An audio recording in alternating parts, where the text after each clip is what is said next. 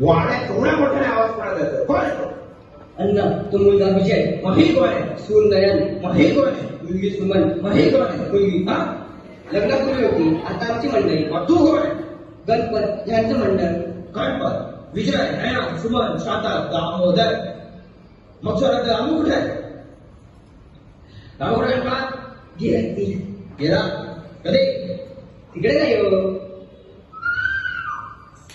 America. America होतो काय करतोस? तर म्हणलं ते जायला का तुम्हीच भस्मा लावून ठेवताय आणि आमच्या पूर्ण आकाराला भस्म त्याला आमच्या डोक्यात दाखवलंय.